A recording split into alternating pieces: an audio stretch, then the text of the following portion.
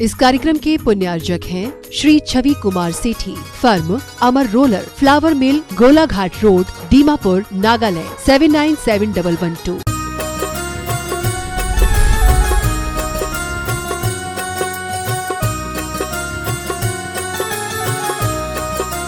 बोलिए आदिम तीर्थंकराजीनाथ भगवान की, चिंतामणि पार्श्वनाथ भगवान की जय जय जय। वर्तमान शासन नायक भगवान महावीर स्वामी की, समय संस्कृति संवर्धक आचार्य विद्यासागर जी महाराज की, परम पूज्य महामना मणिराज प्रमाण सागर जी महाराज की, परम पूज्य अरय सागर जी महाराज की, शाश्वत सिद्ध से सम्मेद शिखर जी की, अहिंसामयी जैन धर्म की।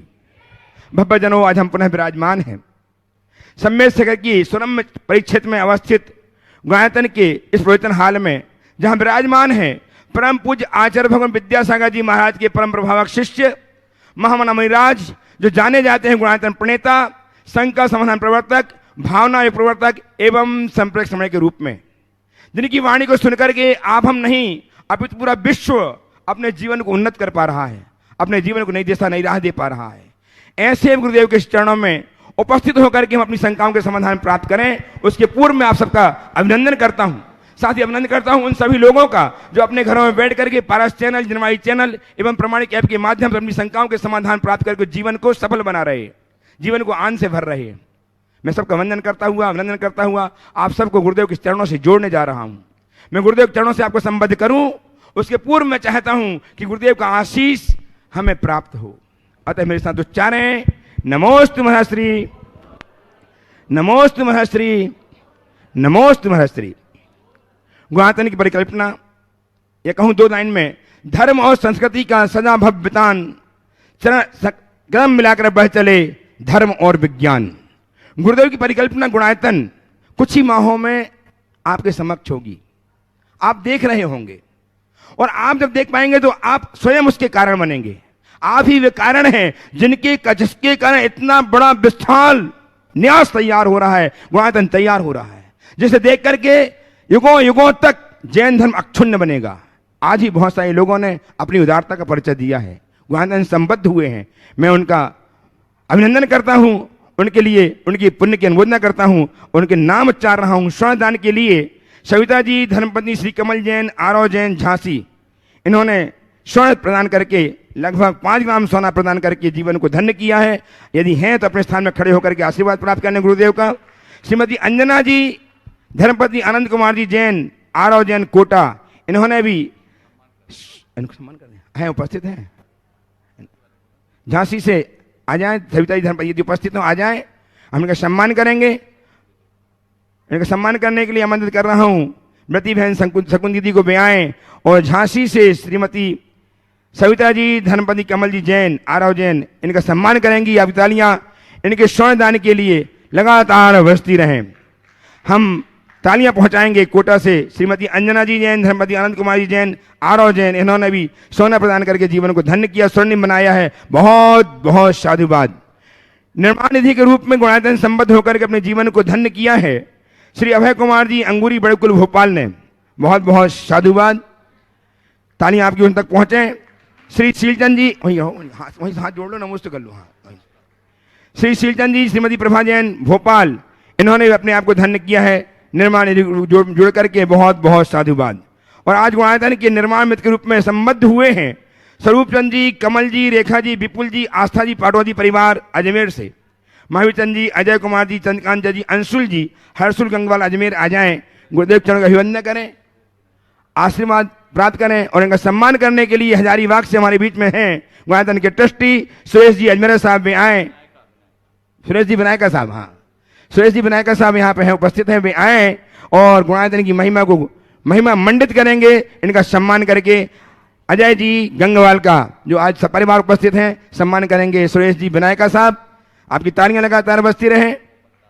और इनके लिए है नहीं, यहाँ नहीं, उपस्थित नहीं, धर्मचंद जी जैन, श्रीमती अनिता जी जैन, ब्रती बहन अंजलि, अमृता दीदी, अंकित जैन, गोपालगंज सागर, यदि हैं कहाँ है अंकित दीदी, आ जाइए। अंकित दीदी, अमृता दीदी, अंजलि दीदी, धर्मचंद जी, अनिता जी जैन परिवार, इनका सम्मान करने के लिए श्रीमान गुणायतन सीईओ सुभाष, हाँ, गुजलगांव से हमारे बीच में ट्रस्टी गुणायतन पोपटलाल जी उपस्थित हैं, इनका सम्मान करने के लिए आएंगे। और सीईओ गुणायतन सुभाष जी जैन भी आएंगे। आपकी तालियां तो बजती ही रहना चाहिए। तालियां के बजने से वर्जिश होती है और नहीं जाने कितने सारे पॉइंट खुल जाया करते हैं। इन्हें तो बजा ही करोगे आप, बंद नहीं किया करो। सम्मान का सम्मान और आपका स्वास्थ्य लाभ का स्वास्थ्य लाभ। आइए, स्वरूपचंद जी परिवार से मृति बहन अंजलि दीदी, अमृता जी, अंकित दीदी।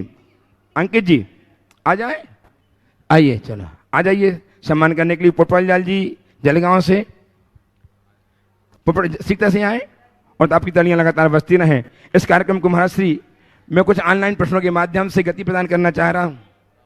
पोपटलाल जी गुणायतन के ट्रस्टी और सीईओ गुणायतन के सुभाष जी जैन सम्मान करने के लिए आए। अंजना जी का, जिन्होंने स्वर्ण किया है, और इनके भाव अब गुणायतन से ट्रस्टी बनने के भी बनेंगे, धीरे धीरे जुड़े, इस प्रकार से अपने आप को जोड़े।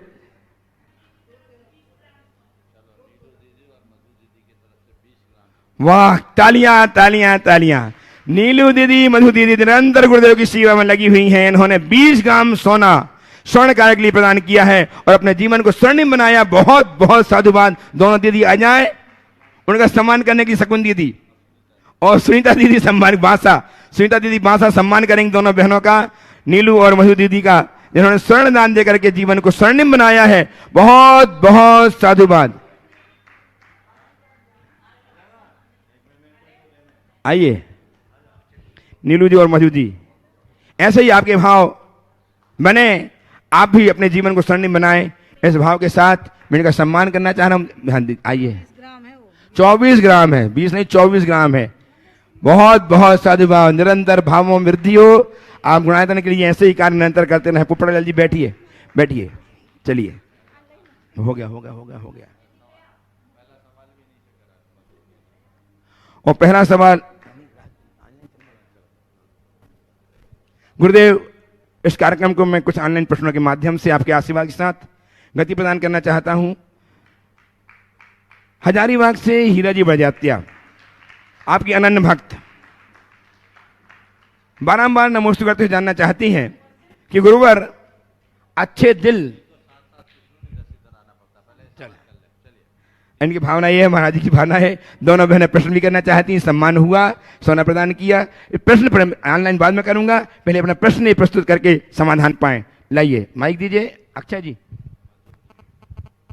मधु जी और नीलू दीदी, साथ है सुनीता दीदी भी पूछेंगी। आज तीनों दीदी पूछने लगा, चारों पूछ रहे, चारों दीदियां खड़ी हैं, निरंतर गुरुदेव की सेवा में लगी हुई हैं। इनको बहुत तालियां बजा के साधुवाद अर्पित कीजिए। इनके आज बहुत बहुत ऐसा काम कर रही हैं, वे प्रशंसनीय है। मुनिराज के चरणों में कोटिशाह नमन नमन। महाराज जी, बाह्य सौंदर्यीकरण तो सभी बहुत करते हैं, लेकिन अंतरंग सौंदर्यीकरण क्यों नहीं करते, और अंतरंग सौंदर्यीकरण कैसे करें, कृपया इसका समाधान कीजिए। देखिए, बाहर के सौंदर्य के प्रति लोग सचेष्ट हैं क्योंकि उन्हें बाहरी सौंदर्य दिखता है। अंदर का भी ज्ञान ही नहीं तो अंदर के सौंदर्य को देखेंगे कैसे, संवारेंगे कैसे। जब हमें अंदर का स्वरूप पता होगा तब हमारा रुझान अंदर के आंतरिक सौंदर्य के प्रति बढ़ेगा।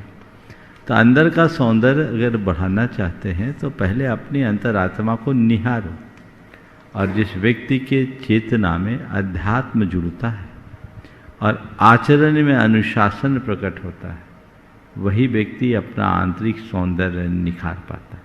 नमोस्तु नीलू दीदी। नमोस्तु महाराज जी। महाराज जी, जैन धर्म को कहा जाता है अहिंसा परमो धर्मा, लेकिन आजकल की जो नौ पीढ़ी है और खास करके जैनी लोग सबसे ज़्यादा अहिंसा के दुश्मन जैसे हो गए हैं। सबसे ज़्यादा सुसाइड सुनने में आ रहा है कि जैन समाज के ही लोग करते हैं। आखिर वो क्यों करते हैं सुसाइड? सब कुछ जानने समझने के बाद वो तो सुसाइड कर जाते हैं और मर जाते हैं, लेकिन उनका परिवार तो बिन मौत के ही मर जाता है। देखिए, बहुत ही गंभीर सवाल आपने उपस्थित किया है। जहाँ तक सुसाइड का सवाल है, ये केवल जैनियों तक सीमित नहीं, सर्व समुदाय में बीमारी है। चूँकि जैनों के बीच रहते हैं, इसलिए जैनों की जानकारियाँ उन्हें मिल जाती। पर सुसाइड कोई भी करे, सुसाइड कतई अच्छी बात नहीं है। वो तो मरता है और उसके बाद पूरा परिवार तबाह होकर मरता है। संत कहते हैं जीवन में कोई भी समस्या आए तो उसका सामना करो, घबराओ मत, उसे कर्मोदय मानकर स्वीकार करो। सुसाइड तो एक प्रकार का पलायन है, उससे समस्या समाप्त नहीं होगी बल्कि और अधिक विकराल होगी। तो व्यक्ति को चाहिए कि जीवन में यदि कुछ भी ऐसा घटे, धैर्य संयम के साथ आगे बढ़े और अपने जीवन में बदलाव लाने का अभ्यास करे। यदि वो पूरा परिवर्तन करता है तो बड़ी से बड़ी समस्या का भी हल हो सकता है। आजकल लोग बहुत जल्दी हताश हो जाते हैं, सहनशीलता का अभाव हो गया, छोटी छोटी बातों में असहजता आती है, परिणाम स्वरूप ये स्थितियां बन जाती। तो ऐसा होना नहीं चाहिए। हमें अपने सामने जो कुछ भी घटे उसका सामना करने का अभ्यास बनाना चाहिए और उसी अभ्यास के बदौलत अपने जीवन को आगे बढ़ा सकते हैं। एक व्यक्ति था, माने बच्चा ही था, वो मेरिट में आने की इच्छा रखता था, मेरिट में नहीं आए तो सुसाइड कर रहा था। जब सुसाइड करने के लिए जाने लगा, पुल से छलांग लगाने वाला था, तभी एक व्यक्ति उसे मिल गया, उसने उसे पकड़ा। बोले क्या कर रहे तुम, छलांग क्यों लगा रहे?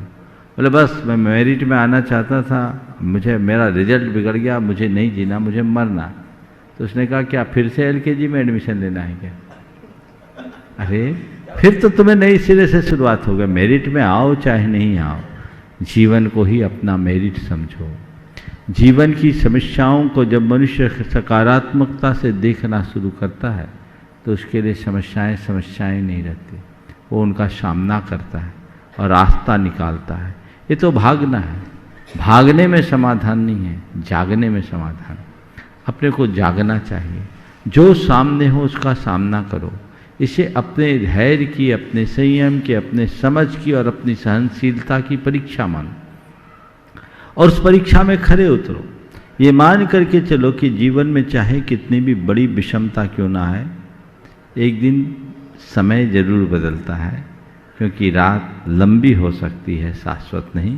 अमावस के बाद तो पूनम आएगा, तब तक के लिए धैर्य रखो और यही धैर्य हमारे जीवन का संबल बनता है।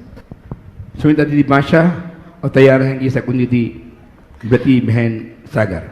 नमस्तु नमस्तु कोटि सा नमस्तु गुरुवर के चरणों में। महाराज जी, अगर अपने जीवन में कोई ऐसी बीमारी का पता चलता है और जो अंदर से घबराहट हो तो अपने व्रतों का निरतिचार पालन कैसे करें? देखिए, सबसे पहली बात तो कोई भी बीमारी हो अगर उसका पता लग जाए तो घबराना नहीं चाहिए। ये सोचना चाहिए कि शरीरम व्याधि मंदिरम, शरीर तो बीमारी का घर है। बीमारी भीतर पल रही थी, अप्रकट थी, अब पता लग गया सो प्रकट हो गई, ठीक है। पर बीमारी कितनी भी हो, इलाज तो सबका है, घबराना क्यों? तन बीमार है, मन थोड़ी। मेरी चेतना में कोई बीमारी थोड़ी है। और उस घड़ी में भी मन में ये सोचना चाहिए, स्वस्थ हो हम, मैं स्वस्थ हूँ, मेरी आत्मा स्वस्थ है, मेरी चेतना स्वस्थ है, मेरा मन प्रशस्त है। और बीमारी इलाज करेंगे। ये तो आना जाना लगा हुआ, ऐसा कौन है जिसको बीमारी नहीं होती? सबको बीमारियां होती है, पर तन की बीमारी के 100 इलाज है, मन की बीमारी का कोई इलाज नहीं। मुझे अपने इस तन की बीमारी को तन तक सीमित रखना, उसे मन पर हावी नहीं होने देना, उसका रास्ता निकालना है, बीमारी के लिए उपाय खोजना है और जिस उपाय से बीमारी ठीक हो सके वो हो। और हमेशा भावना योग करो और ये सोचो कि ये बीमारी है पर क्योरेबल है, ठीक हो जाएगी, ठीक हो जाएगी, ठीक हो जाएगी, घबराओ नहीं। और न में मृत्यु कुतो भीति, न में व्याधि कुतो व्यथा, न हम बालो न वृद्धो हम, न युवे तानी पुद्गले की उक्ति को चरितार्थ करो। जो पढ़ा सुना समझा सीखा उसको गुनने का अवसर है। लेकिन महाराज जी, जब आता है तो सारा स्वाध्याय भूल गए, सब कुछ भूल गए। उसी समय तो याद करना है। आपकी बात मैं समझ रहा हूं, घबराओ नहीं। और एक बात और बता रहा हूं, कुछ बीमारियां ऐसी होती है जो जांच में दिखती है, जीवन में नहीं होती। समझ गए? क्योंकि पैरामीटर सबके अलग अलग हैं। अब एक महाराज जी के लिए शुगर निकला 300। डॉक्टरों ने बोला भैया आपका तो ये शुगर है 300, आपको तकलीफ होगी।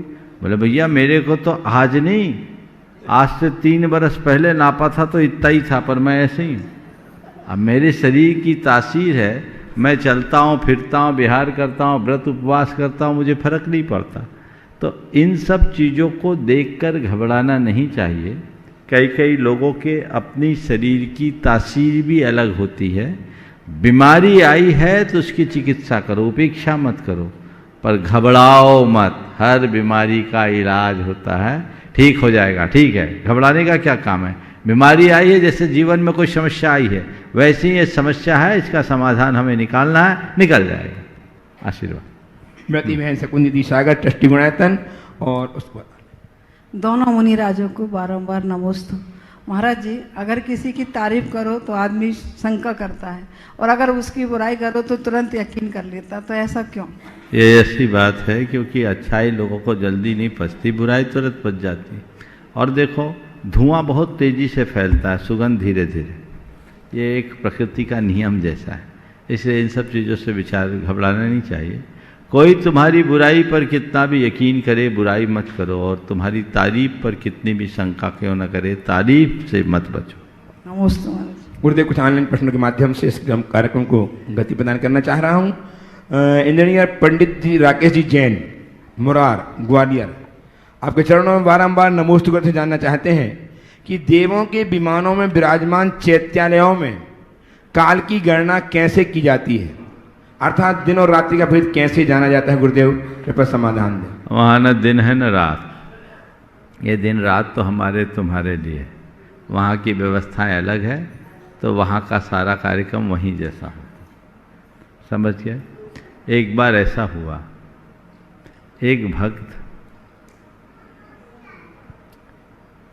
से एक देवता प्रसन्न हो गया।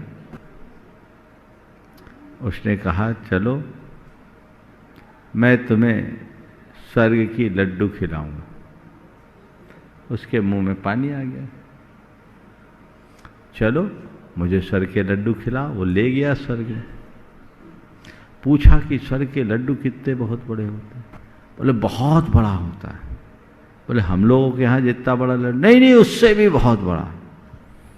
ठीक है, तो ले आया। बोला खिलाओ लड्डू तो खिलाओ। बोले एक क्षण रुको। बहुत देर हो गई। बोले लड्डू तो दो। बोले एक क्षण रुको। फिर बोला भाई बहुत देर हो गई, लड्डू तो खिलाओ। बोला कहा ना एक क्षण रुको। तो एक क्षण तुम्हारा कितना बड़ा होता? बोला जितना स्वर्ग का लड्डू बड़ा होता है। अगर स्वर्ग का लड्डू बड़ा है तो स्वर्ग का क्षण भी बड़ा है, तो स्वर्ग का गणित स्वर्ग जैसा होता है। चलिए। गुरुदेव हीरा जी बजाते आपके अनन्य भक्त हजारीबाग से आपके चरणों में बारंबार नमोस्तु करते जानना चाहती हैं कि गुरुवर, अच्छे दिल और अच्छे स्वभाव का होना बहुत जरूरी होता है, क्योंकि अच्छे दिल से कई रिश्ते बनते हैं और अच्छे स्वभाव से वो जीवन भर टिके रहते हैं। महाराज श्री, हम अपने दिल और स्वभाव को कैसे अच्छा बनाए रखें जिससे हमारा जीवन अच्छा बना रहे? दिल और स्वभाव को कैसे अच्छा बनाए जिससे हमारा जीवन और रिश्ते अच्छे बने रहें? दिल में फरेब ना हो और स्वभाव में कुटेव ना हो। फरेब और कुटेव ये दो चीज़ें ऐसी हैं जो हमारे स्वभाव को भी बिगाड़ती है और हमारे दिल को भी बिगाड़ती है। इससे हमारे संबंधों का माधुर्य खत्म हो जाता है। उससे अगर हमने ध्यान में रख लिया तो ये सब बातें हमारे जीवन में सहज घटित होगी। गुरुदेव प्रमोद कुमार जी जैन, पापड़ीवाल, महावीर नगर, दुर्गापुरा, जयपुर, कोटि से नमोस्तु अर्पित करके जानना चाहते हैं। वे कहते हैं गुरुदेव, व्यक्ति 100 वेदना सहन करने को तैयार हो जाता है, लेकिन किसी की छोटी सी गलती को माफ नहीं कर पाता। प्रश्न यह है कि व्यक्ति हर क्षेत्र में फायदा नुकसान की बात सोचता है, परंतु इस बात के लिए व्यक्ति नुकसान उठाने तैयार क्यों हो जाता है? 100 वेदना सहने को तैयार लेकिन किसी को क्षमा करने के लिए तैयार नहीं है। इसकी मूल वजह क्या है? वह है व्यक्ति के मन का अहम। अगर ये अहम चला जाए ना तो क्षमा मांगने और क्षमा करने में भी देर नहीं। पर अहम की सबसे बड़ी विचित्रता ये है कि वो दुखी होने के लिए तैयार है, झुकने के लिए तैयार नहीं। जिस दिन हम झुक जाने का अभ्यास बना ले तो जीवन की दिशा और दशा अपने आप बदल जाए। हमारी कोशिश हो हम अपने अहम को विसर्जित करें, ताकि हम जैसे शारीरिक कष्टों को सहते हैं वैसे ही मानसिक आघातों को भी सह सकें। गुरुदेव पंडित उदयचंद जी शास्त्री सागर आपके चरणों में कोट से नमोस्तु अर्पित करके जानना चाहते हैं। वे कहते हैं, गुरुवर, इस वर्ष दीपावली 25 अक्टूबर को है। उस दिन प्रातः 4:47 से 5:30 तक सूर्य ग्रहण भी है। वैज्ञानिक दृष्टि से इसका 4:47 से 5:30 तक। 5:30 भारत में है। हाँ, शाम को 5:30 तक। 4:47 से शाम 4:45 से 4:47 से शुरू होगा। सुबह 4:47। हाँ, गलत है। अब उन्होंने जो लिखा है उन्होंने देख के लिखा होगा। ठीक है, चलिए। हाँ, अभिप्राय प्रश्न का दूसरा महाराज जी देखिए। चल ठीक है। वैज्ञानिक दृष्टि से इसका प्रभाव शरीर और अन्य भौतिक पदार्थों पर भी विपरीत पड़ता है। इसे देखते समय यह हिदायत दी जाती है कि एक्सरे शीट लगाकर देखें, अन्यथा आंख की रोशनी कम होना संभावित है। गुरुदेव, प्रातः 6 से 8 बजे तक निर्वाण लाडू भी सभी मंदिरों में इसी समय चढ़ाए जाएंगे। जिन मंदिरों में जगह पर्याप्त नहीं होती है वहां बाहर पांडाल में प्रतिमा जी लाकर कार्यक्रम करना पड़ता है। क्या ऐसे समय में कार्यक्रम बाहर से करना उचित होगा? गुरुदेव, ग्रहण समय 5:30 बजे तक है, अतः घर में की जाने वाली पूजा ग्रहण समाप्ति के बाद करें अथवा ग्रहण काल में कर सकते हैं। यह शंका बड़ी सामयिक है गुरुदेव और सबके लिए हितकारी है। साथ ही गर्भवती महिलाएं ग्रहण काल में मंदिर जी में लाडू चढ़ाए जा सकती हैं क्या? देखिए, जहाँ तक मुझे जानकारी है कि ग्रहण भारत में शाम 4 बजने के कुछ मिनट के बाद प्रभावी है और ये पूर्ण ग्रहण नहीं है, खंडग्रास है। तो सुबह से भारत में ग्रहण का सीधा कोई प्रभाव नहीं है, पहली बात। दूसरी बात, जैन धर्म के अनुसार सूर्य ग्रहण, चंद्र ग्रहण आदि प्राकृतिक घटना है और इन घटनाओं में वही सावधानी अपेक्षित है जो वैज्ञानिक बताते हैं। लेकिन किसी प्रकार के सूतक पातक का विधान जैन धर्म में नहीं है। ऐसा कहा जाता है कि ग्रहण हो तो जिस समय ग्रहण प्रारंभ हो उसके 12 घंटे पहले से सूतक लग जाता है, पर जैन धर्म में ऐसे किसी सूतक की मान्यता नहीं। इसलिए सुबह तो कोई ग्रहण का समय है ही नहीं, तो आप सुबह के समय में भगवान का निर्वाण उत्सव मनाइए और जैसे हर वर्ष मनाते हैं वैसे ही मनाइए, क्योंकि कार्तिक कृष्णा के अंत में अमावस्या की प्रत्यूष की बेला में भगवान महावीर को निर्वाण हुआ और वही हमारी दीपावली है। हमें उसी वक्त निर्वाण कल्याण का कार्यक्रम मनाना चाहिए और वही समय है हमारी पूजा अर्चना का, हमें उसका ध्यान रखना चाहिए, पहली बात। दूसरी बात, अब घर की दिवाली कैसे मनाएं? तो देखिए, ये दीपावली एक धार्मिक पर्व तो है ही, एक लोक पर्व भी है। तो मेरी मान्यता है लोक पर्व को लोक पर्व की भांति मनाएं और धार्मिक पर्व को धार्मिक पर्व की तरह।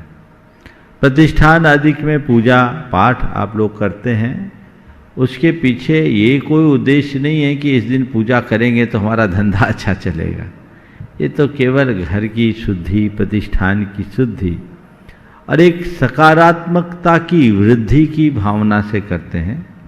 बहुत सारे लोग तो मंदिर में भगवान की पूजा आराधना करके आते हैं और अपने प्रतिष्ठानों में पूजन पाठ कर लेते हैं। और यदि भगवान के निर्वाणोपरांत गौतम स्वामी के केवल ज्ञान की दृष्टि से विचार करें तो सायंकाल उनको केवल ज्ञान हुआ। उस हिसाब से शाम के समय में हमें अपने घर की दीपावली मनानी चाहिए। भगवान गौतम स्वामी का केवल ज्ञान महोत्सव मुझे आज डॉक्टर साहब ने बताया कि मुनिवर सुधा सागर जी महाराज ने इसके लिए 3:20 से 4 बजे के बीच का समय शाम का बताया। उन्होंने मुहूर्त वगैरह सुधवाया होगा, तो आप उस समय भी कर सकते हैं। मेरी राय में इस तरह के पूजा पाठ में कोई मुहूर्त देखने की ज़रूरत नहीं है। हमें तो उत्सव मनाना है, अपनी पूजा भक्ति करना है, और भगवान की पूजा के लिए मुहूर्त मत कर देखो। भगवान की पूजा से दुर्मुहूर्त टलते हैं, समझ गए। हमारे यहाँ शकुन शास्त्र में कहा है कि कोई अपशकुन हो तो भगवान का स्मरण कर लो 8 उच्छ्वास के लिए, 16 उच्छ्वास के लिए, 24 उच्छ्वास के लिए, तो वो टाल दो समय। यानी कुल मिलाकर प्रभु स्मरण है, प्रभु भक्ति है, प्रभु वंदना, उसको उस तरीके से करने में कोई दोष नहीं। तो हमारी दीपावली 25 तारीख की है। अब रहा सवाल बाकी लोग 24 को करेंगे तो हम क्या करें। तो 24 को लोग दीप जलाए, तो हम तो कहते तुम्हारे घर में रोज दिया जले, खुशियों का दीप जले, ये तो क्या बात है। अब तो हर रोज दिवाली हो, उसमें कोई बाधा नहीं, लेकिन वह हमारा धार्मिक कार्य नहीं। अपने धार्मिक कार्य को हमें कभी नहीं भूलना। धार्मिक क्रियाओं को धार्मिक क्रियाओं की तिथि में ही करना। हम लोग जो घर में ज्योत जलाते हैं वे गौतम स्वामी के केवल ज्ञान उत्सव में मनाते हैं, तो उसमें वो दृष्टिकोण होना चाहिए। सुबह भगवान को निर्वाण हुआ, शाम को केवल ज्ञान हुआ, तो शाम का समय होना चाहिए। एक दिन पहले मनाना कतई उचित नहीं है। ऐसे दिया जलाओ तो हम तो बोलते रोज जलाओ, तुम्हारी इच्छा, उसमें कोई मनाही नहीं है। लेकिन पहले दिवाली बाद में लाडू, लाडू पहले बाद में दिवाली नहीं। हमारी दिवाली तो लाडू के बाद ही है। भगवान का निर्वाण और गौतम स्वामी का केवल ज्ञान, इसे देखकर चलना चाहिए। और गर्भवती महिलाओं के लिए जैसा वैज्ञानिकों ने बताया वैसा देखना। सुबह के समय तो ग्रहण है नहीं, इसलिए जाने आने में बाधा नहीं। और चूंकि ये मैं अच्छे देख नहीं पाया हूँ कि एक्चुअल ग्रहण का समय क्या है, जो आपको सूचनाएं हैं उसके अनुरूप देखें। ग्रहण के समय गर्भवती महिलाओं को बाहर नहीं निकलना चाहिए। जैसा वैज्ञानिकों की हिदायत है वैसा ध्यान रख करके चलना चाहिए। गुरुदेव किशनगढ़ राजस्थान से विनय झांझरी परिवार आपके चरणों में बारंबार नमोस्तु करते हुए जानना चाहते हैं। वे कहते हैं गुरुदेव जमीन अच्छी हो, खाद अच्छी हो, लेकिन पानी खारा हो तो फूल नहीं खिलते। ठीक उसी तरह विचार अच्छे हों, भाव अच्छे हों, लेकिन वाणी खराब हो तो संबंध नहीं टिकते। तो महाश्री हम ऐसा क्या करें कि हमारे संबंध टिके रहें।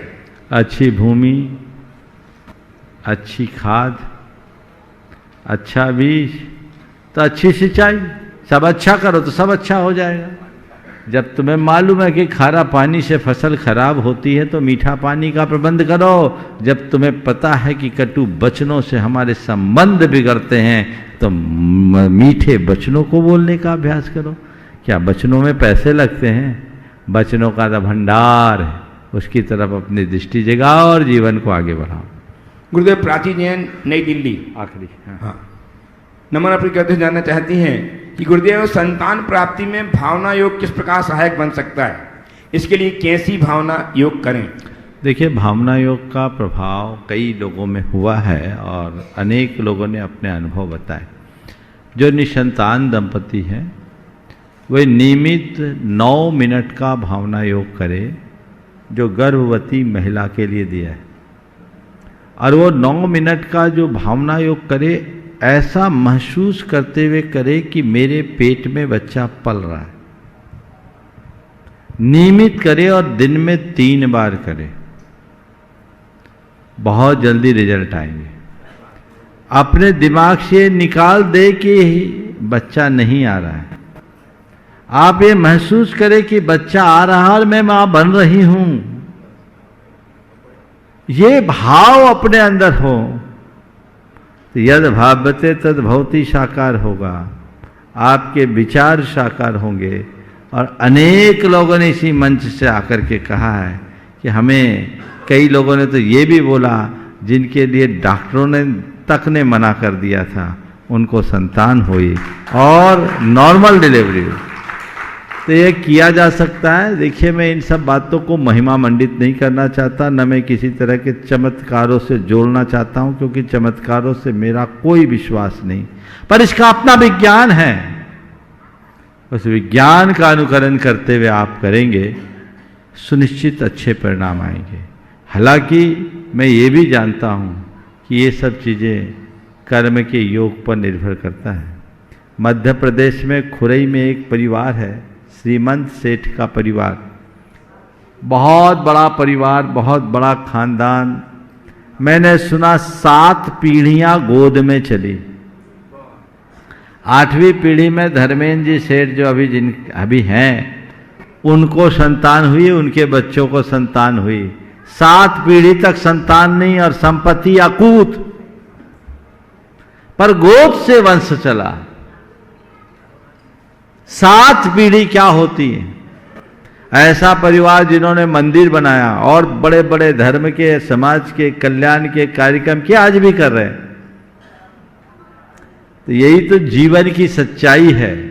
इसलिए प्रयास करना चाहिए, परेशान नहीं होना चाहिए। पहली बात तो नहीं हो रहा है, नहीं हो रहा है, इसे निकालिए और ये भ्रम छोड़ दीजिए कि किसी टोना टोटका से हो जाएगा। कुछ नहीं होगा, जब होना होगा तो ही होगा। भावना योग इसमें कारगर बनता है, इसमें कोई संशय नहीं, क्योंकि हम जैसी भावना भाते वैसा काम होता है। ये विज्ञान से सिद्ध बात है और हमारा सिद्धांत भी बताता है, इसलिए इसका अनुकरण आप अच्छे से कर सकते हैं। उत्तर प्रदेश नोएडा से श्रीमती शैल जी उपस्थित हो अपने प्रश्न के साथ। जो भांजी हैं श्रीमान सीओ गुणायतन के सुभाष जी एवं पूनम जी की। शैल जी, श्रीमती शैल जी आ जाएं। और धर्मचंद जी जैन, श्रीमती अनीता जी जैन, ब्रह्मचारिणी बहन अंजलि दीदी, अमृता दीदी, अंकित जैन, गोपालगंज सागर में आ जाएं। गुरुदेव चरण का वंदना करें। इन्होंने अपने आप को गुणायतन के निर्मामित के रूप में जो कि जीवन को धन्य किया है। शीघ्र से परिवार आ जाए और इनका सम्मान करने के लिए गुणायतन कोषाध्यक्ष श्रीमान एन एन जैन साहब आए, इनका सम्मान करने के लिए। पहले शैल जी पूछ ले। शैल जी आ गई? हाँ, श्रीमती शैल जी प्रश्न करें। आ जाए आप लोग धर्मचंद जी परिवार से, आप प्रश्न कीजिए। माइक दीजिए, माइक, वो माइक पीछे लीजिए। हाँ, बोलिए बोलिए। नमस्तु महाराज जी, नमस्तु पूरे परिवार की तरफ से, नोएडा वालों की तरफ से नमस्तु महाराज जी। महाराज जी कहते हैं अगर सह जाओ तो ठीक है, और अगर बोल जाओ तो रिश्ते ढह जाते हैं। तो महाराज जी ऐसा क्या करें कि गलत बात सहन ना हो और हम बोले भी और रिश्ते भी बने रहें? सह जाओ तो ठीक है, कह दो तो ढह जाओगे। सह जाओ तो ठीक है, कह दो तो ढह जाओगे। तो हमें ढहना नहीं है, इसलिए सह लेना है। गुरुदेव का एक हाइकू है, कहो मत सहो। गलत बात भी महाराज जी सुनो, कहो मत, कहो न सहो, सही परीक्षा यही, आपे में रहो। कहो न सहो, सही परीक्षा यही, आपे में रहो, अपने में रहो। जब हमें पता है कि कहने में ढहता और सहने में रहता है, तो हम सहने का अभ्यास क्यों न बनाएं? न कहें न बहें, आपे में रहे। ये हमारा अभ्यास होना चाहिए, और ये अभ्यास अगर एक बार बन गया तो कठिनाइयाँ अपने आप ठीक हो।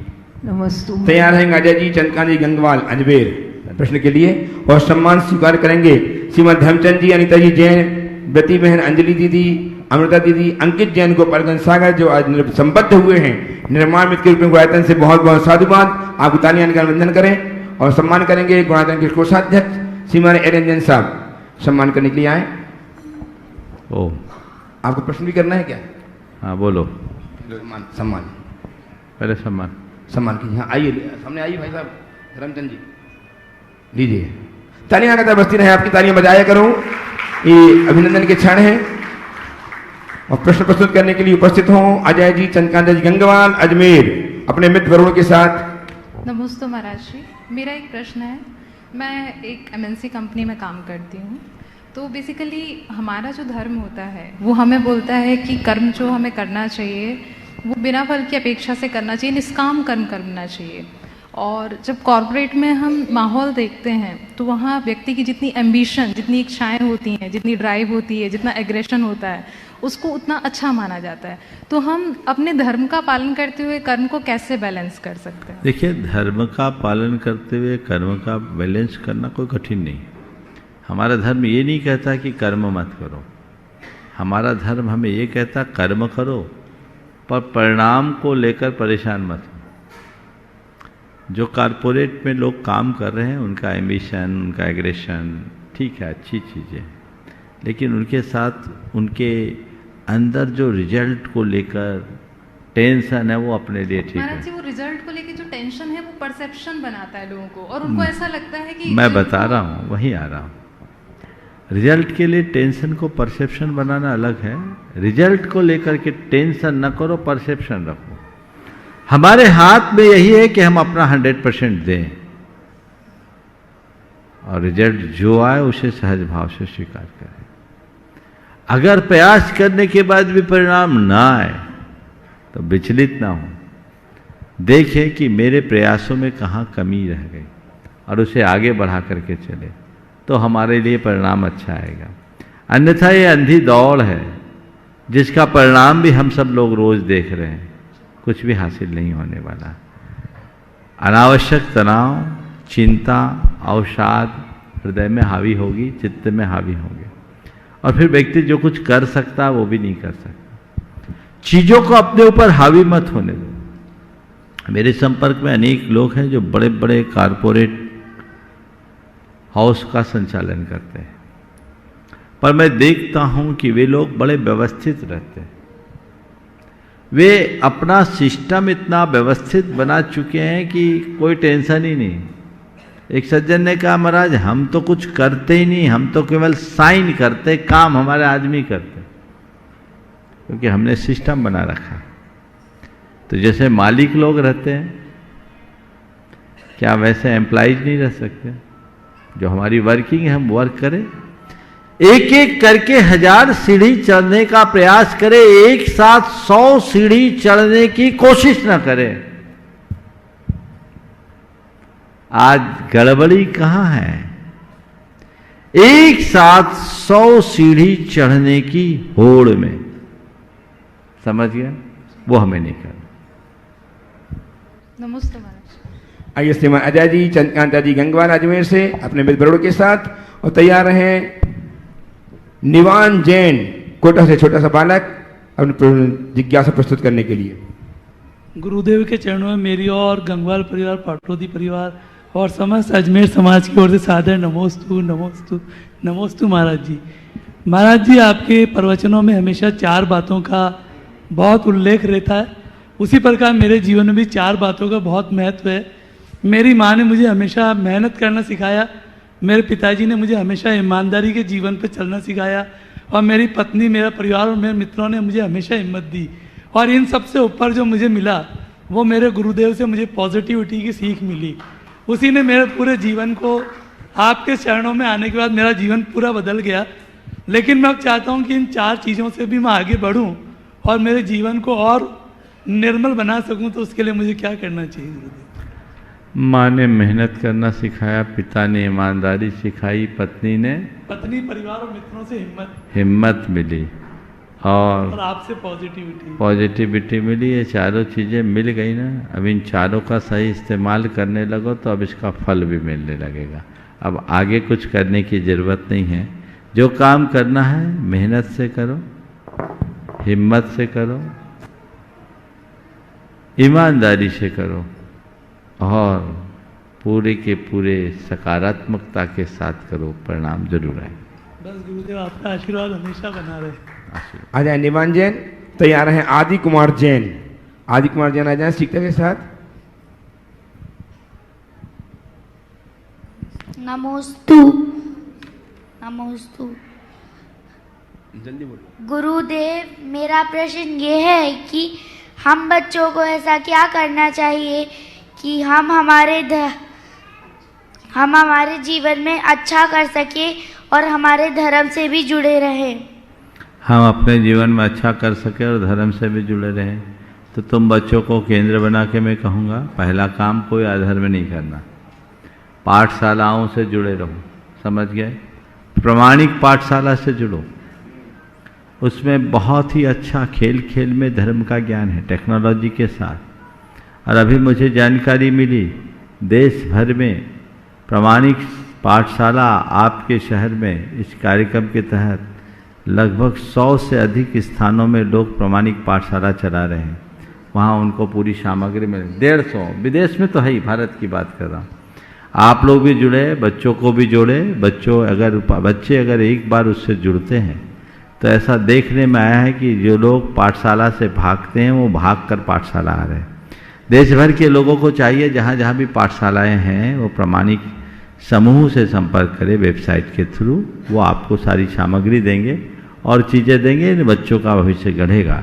अगर एक बार वो पाठशाला से जुड़ जाएंगे तो धर्म क्षेत्र में अपने आप आगे बढ़ेंगे। आशीर्वाद। आइए अजय कुमार जी, वैभव कुमार जैन भोपाल से तैयार हैं, राहुल कुमार जी, राकेश कुमार जी जैन इंद्रपुरी भोपाल। उसके पूर्व आमंत्रित करूंगा श्रद्धेय भैया विजय जी को अपनी बात रखने के लिए। तैयार रहेंगे राहुल जी। मुनि श्री के चरणों में त्रिवार नमोस्तु करते हुए, मुनि श्री मेरा प्रश्न ये है कि मैं रिसर्च एंड डेवलपमेंट फील्ड में प्रथम वर्ष का छात्र हूँ तथा मुझे प्रयोगों के दौरान सूक्ष्म जीवों को उत्पन्न करके उनकी कॉलोनी ग्रो करके ऑब्जर्वेशन के बाद उन्हें डिकंटामिनेट करना पड़ता है। तो इस दौरान मुझे कितना पाप लगता है, मैं इसकी निर्जरा कैसे कर सकता हूँ तथा मुझे इसमें आगे पढ़ाई करनी चाहिए या नहीं करनी चाहिए? क्या बायोटेक्नोलॉजी में? यस। देखिए, जो काम आप कर रहे हो उसमें हिंसा तो है और इसमें त्रस्त जीवों की भी हिंसा होती है। अब चूंकि ये सारा रिसर्च लोगों के स्वास्थ्य के संरक्षण के लिए है, तुम्हें चुनाव करने से पहले ही सोचना चाहिए था। अब मैं ये कहूँ कि छोड़ दो तो शायद तुम डिस्टर्ब हो जाओगे, पर मैं इतना जरूर कहूँगा कि इसका प्रायश्चित इसी में है कि पढ़ाई पूरी करने के बाद लोगों की सेवा में अपना समय लगाओ। जैसे कोई मेडिकल पढ़ करके आता है तो मेडिकल में भी उसे डिसेक्शन में बहुत कुछ करना पड़ता है, तो उससे बचने का यही उपाय है कि जो हमने पाप अर्जित किया है उसे साफ करने के लिए लोगों के हित में करें। तुम लोगों का उद्देश्य जीवों को मारने का नहीं है, तुम लोगों का उद्देश्य आगे रिसर्च करके सही औषधियों के निर्माण का है। तो उद्देश्य के अनुरूप कार्य होता है, फिर भी ऐसा कार्य जैन धर्म के अनुसार अनुकरणीय नहीं है। हमारे आयुर्वेद के नियमों के अनुसार ये पहले से ही बहुत सारे संसाधित प्रयोग है, यदि उसको बढ़ावा दिया जाए तो ज़्यादा अच्छा। इंद्रपुरी भोपाल से राहुल राकेश जी तैयार रहेंगे। उसके पूर्व भैया विजय जी लखनऊ अपनी बात रखेंगे। चलो राहुल बोल लो। हाँ, महाराज जी के चरणों में नमोस्तु नमोस्तु अनंत अनंत नमोस्तु। महाराज जी, मेरा प्रश्न ये है कि मेरे मन में अशुभ विचारों बहुत आते हैं, जिसके कारण अशुभ विचारों को रोकने के लिए मैं मंगल भावना पाठ करता हूँ और मकर मंत्र का जाप करता हूँ। लेकिन इसके बावजूद भी कभी जब भी बीच में समय रहता है तो विचार वापस आना शुरू हो जाते हैं, ये रुकते नहीं हैं। और ये ऐसे विचार होते हैं कि जिससे कभी कभी मेरी नींद भी खुल जाती है, मैं बहुत विचलित रहता हूँ। कृपया उस समाधान। ऐसे अशुभ विचार जिनके ज़्यादा आते हैं एक प्रकार का डिसऑर्डर है, घबराव नहीं। केवल मंगल भावना से काम नहीं चलेगा, भावना योग करो पूरा, नमोकार मंत्र का लेखन भी करो, समझ गए, और अपने आप को व्यस्त रखो। थोड़े दिनों में इससे बच जाओ। नमस्ते महाराज जी। प्रिंसुल जी अंकिता जी लंदन तैयार रहेंगे। प्रिंसुल जी अंकिता जी जन लंदन से। भैया जी। परम पूजनीय पंच परमेष्टि भगवान की जय जय जय जय। शंकाओं की नदी में बह रहे असंख्य भव्य जीवों को जिन्होंने समाधान की नौका दी है, ऐसे पूज्य गुरुदेव प्रमाण सागर जी महाराज के चरणों में कोटिशः वंदन करते हुए, पूज्य मुनिवर श्री अभय सागर जी महाराज के चरणों में कोटिशः वंदन करते हुए, बंधु मैं आपसे कहना चाहूंगा, इस बार फिर योग बन गया है। पूज्य गुरुदेव के सानिध्य में रह करके सिद्ध क्षेत्र, सिद्ध चक्र विधान और प्रसिद्ध महाराज के सानिध्य में मिलकर के करने का 52 मंडलीय सिद्ध चक्र महामंडल विधान आगामी 1 नवंबर से यहां पर प्रारंभ होने जा रहा है बंधुओं, जिसमें लगभग सारे मंडल पूरे हो चुके थे, पर आज मुझे जानकारी मिली थी पूरे हैं कि पूरे ही हो गए। जानकारी ये मिली थी कि 2 लोग रह गए हैं, पर वो भी पूरे हो गए बंधुओं। 1 प्लस है, अभी 1 प्लस है, एक और प्लस हो गया। लो, मैं सोच रहा था कि आप लोगों को किसी एक को 2 लोगों को और सौभाग्य मिल जाएगा, पर पूज्य गुरुदेव के सानिध्य में मुख से बात निकली नहीं कि पूरी हो जाती। फिर भी मैं कहना चाहूंगा कि मंडल ना मिल पाए कोई बात नहीं, कमंडल हमेशा साथ में रहेगा।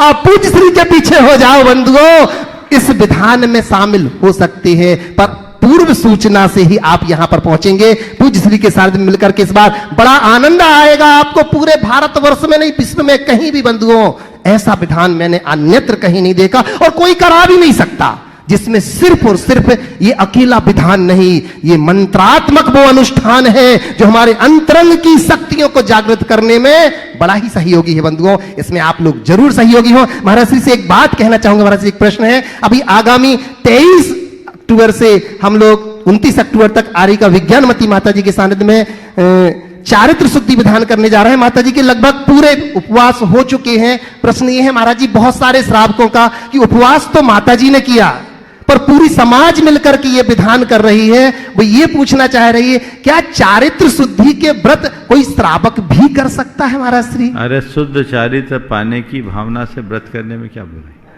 व्रत तो एक बहाना है। बिल्कुल चारित्र की शुद्धि के लिए व्रत करना अलग है, और शुद्ध चारित्र पाए इसकी भावना के लिए व्रत करने में मेरी दृष्टि में कोई गलत नहीं। हर प्रश्नों का समाधान जहां मिले वो एक ही स्थान है, वो और कोई नहीं, वो है पूज्य मुनिवर श्री प्रमाण सागर जी महाराज की जय। आइए इंजीनियर प्रिंसुल जी, अंकिता जी जैन लंदन से, और तैयार रहेंगी प्रति बहन शशि समेश चंद जी जैन मंडी मामोरा। मेरे गुरुवर को बारंबार नमोस्तु, दोनों मुनिवर को बारंबार नमोस्तु। शास्त्र में निश्चय मोक्ष मार्ग एवं व्यवहार मोक्ष मार्ग का बताया है, किस प्रकार इसका समाधान करें। गुरुवर, हम लोग लंदन में दोनों जॉब करते हैं, करते हुए अपने धर्म को, संस्कार को कैसे सुरक्षित रखें, मार्गदर्शन करके इस कृतार्थ करें। ओम। देखिए, निश्चय मोक्ष मार्ग और व्यवहार मोक्ष मार्ग, अगर मैं शास्त्रीय भाषा में बोलूं तो शायद लंबा बताना पड़ेगा, पर मैं आपको एक बहुत छोटी सी बात में पूरी बात समझाना चाहता हूँ। फूल और फल दोनों को देखा है ना? फूल व्यवहार है, फल निश्चय है। फूल फल नहीं है, पर फूल के बिना भी फल नहीं। समझ गए? हमारा साध्य फल है, फूल नहीं, पर फूल ही फल में ढलता है। इसलिए गुरुदेव कहते हैं, फूलों का रक्षण हो, फलों का भक्षण।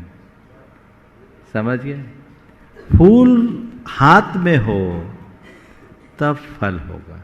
समझ गए? अब रहा सवाल मोक्ष मार्ग में, तो प्रारंभिक भूमिका में तो हमें व्यवहार मार्ग को ही अपनाना पड़ता, वो साधन है। निश्चय मोक्ष मार्ग तो ध्यानात्मक परिणति है, जो वीत रागी मुनि राजों को ही होता है। नीचे की भूमिका में जीने वालों के लिए तो व्यवहार मोक्ष मार्ग ही है। शास्त्रों में लिखा है, गृहस्था नाम खलुआर्थ रौद्र परिणता नाम निश्चय धर्मस्य अवकाशो नास्ति। गृहस्थों के लिए निश्चय की तो गुंजाइश ही नहीं है। इसलिए अपने कर्तव्य पथ पर डटे रहे। आप सब आत्मा के स्वरूप को समझते हुए दान, पूजा, शील और उपवास रूप चतुर्विध धर्म को धारण करें। यही आपका धर्म है और इसमें ही कल्याण है, और कोई दूसरा रास्ता नहीं है। लंदन जैसे शहर में रहकर आप लोगों की धार्मिक भावनाएं बनी हुई है, बहुत प्रशंसनीय है। और जैसा मुझे पता है कि लंदन में तो अब जिन मंदिर भी बन रहा है, शायद आप लोग भी जुड़े हुए होंगे, है ना? तो बस बहुत जल्दी बनाइए ताकि आने वाली पीढ़ियां भी इसी तरह संस्कारों से जुड़ी रहे। बहुत डॉक्टर नेहा, डॉक्टर अंशुल जैन समाधान बीना और तैयार हैं प्रति बहन शशि। गुरुवर के चरणों में मेरा और टीकमगढ़ से मेरे परिवार का बारंबार नमोस्तु। गुरुवर, कई बार ऐसा होता है अपने कर्मों का फल तो हमें मिलता है, अपनी गलतियों का फल भी हमें मिलता है, लेकिन कई बार ऐसा भी होता है दूसरों के कर्मों का फल भी हमें मिलता है, दूसरों की गलतियों का फल हमें मिलता है। क्या यह सही है? इसमें भी जैसे हम रास्ते पर चलते हैं, हमारा एक्सीडेंट हो गया, हमारी लापरवाही नहीं थी, सामने वाली की लापरवाही थी, लेकिन फल हमें मिला, तो क्या ये हमारे कर्म थे, हमारी गलती की सजा थी या सामने वाले की? बहुत अच्छा सवाल है। आपके सवाल को मैं थोड़ा सा संशोधित करके बोलूं। हमारे सुख दुख में हमारे कर्म तो फलते ही हैं, पर औरों के कर्मों का फल भी हमें प्राप्त होता है। जैसे एक बच्चा किसी करोड़पति के घर में जन्मा, वो जन्म से करोड़पति हुआ कि नहीं? ये किसका फल है उसका? ये दाएं भाग में मिला है। और एक व्यक्ति जन्म से कोई भिखारी किया जन्मा, वो जन्म से भिखारी हो गया, हुआ, ये भी उसको दाएं भाग में मिला। पर करोड़पति के घर में जन्मने वाला बच्चा जिंदगी भर करोड़पति बने कोई जरूरी नहीं, वो भिखारी भी हो सकता है, ये उसका अपना कर्म है। और भिखारी के घर में जन्मने वाला बच्चा सम्राट भी बन सकता है, ये उसका कर्म है। इसी तरह अगर किसी एक व्यक्ति ने कोई अपराध किया, बदनामी पूरे घर को भोगनी पड़ती है, भोगनी पड़ती। और एक आदमी ने कोई अच्छा कर्म किया, उसे अवार्ड मिला, प्रशंसा पूरे घर को मिलती है। ये निमित्त नैमित्तिक संबंध है, इसलिए इसको उसी तरीके से देख करके चलना चाहिए। एक्सीडेंट हुआ, गलती ड्राइवर की है, पर वो एक निमित्त है, उसमें आपका कर्म भी उससे गलती करा सकता है। इसे केवल निमित्त नैमित्तिक संबंध की दृष्टि से देखना चाहिए। हाँ। आ जाए प्रति बहन शशि रमेश जैन मंडी मामोरा और तैयार हैं डॉक्टर BKD जैन ट्रस्टी गुणातन ग्वालियर। सीता कीजिए बहन। हाँ बोलिए। मेरे आराध्य गुरुवर के चरणों में मेरा, मेरे परिवार का और मंडी मामला समाज का बारंबार नमोस्तु। हे गुरुदेव, सती अंजना को कर्म का उदय हुआ, अशुभ कर्म का, उसका फल भोगने में पवनजय निमित्त बन गए। तो मेरा प्रश्न है कि जो निमित्त बनता है उसको कर्मबंध होता है कि नहीं? परसों क्लास में आया था, कोई किसी को सुख नहीं देता, कोई किसी को दुख नहीं देता। एक कथन ये भी है, और एक कथन ये भी है कि द्रव्य क्षेत्र काल भाव के निमित्त से कर्म फल देते हैं। तो इसे कैसे समझें? पवनंजय और अंजना का जो संबंध है, पवनंजय को गलतफहमी हुई और उसने इरादतन कष्ट देने की दृष्टि से उससे दूरी रखी। तो एक दुर्भाव था, उस दुर्भाव का फल तो उन्हें मिलेगा ही, मिला ही होगा, हालांकि उनने उसे काट लिया। अंजना के जीवन में जो निमित्त आए, उसके पीछे उसका अपना कर्म था, उन्होंने उस फल को भुगत भी लिया, और भुगत क्या लिया, उसे काट भी लिया। तो हम अपने सुख दुख का अनुभव करते हैं, सुख दुख को भोगते हैं, दूसरा निमित्त बनता है, और जैसा निमित्त होता है तदनुरूप काम होता है। इसलिए हमें एक बात गांठ में बांध के रखना चाहिए, हम कभी किसी के लिए बुरा निमित्त न बने, और कोई हम पर कितना भी बुरा निमित्त बनकर आए, हम ये मान करके चलें वो निमित्त है, दोष उसका नहीं, दोष मेरे कर्मों का है।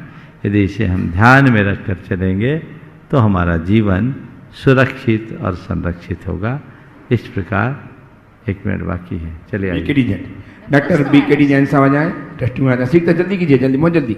उनको दीजिए। ओम, छूटती हुई गाड़ी है, सीधा सवाल करो। हाँ जल्दी। महाराज श्री के चरणों में बारंबार नमस्ते। महाराज मेरा प्रश्न ये है कि पूजनीय, वंदनीय, आदरणीय और सम्माननीय, इनमें क्या अंतर? जिसको पूजा जाए वो पूजनीय, जिसे नमन वंदन किया जाए वो वंदनीय, जिसे आदर दिया जाए उसको आदरणीय, जिसको सम्मान किया जाए वो सम्माननीय। इस प्रकार आज के इस सत्र को परम पूज्य गुरुदेव के चरणों में नमन अर्पित करते हुए यहीं पर विराम। बोलिए परम पूज्य आचार्य गुरुवर श्री जय जय जय।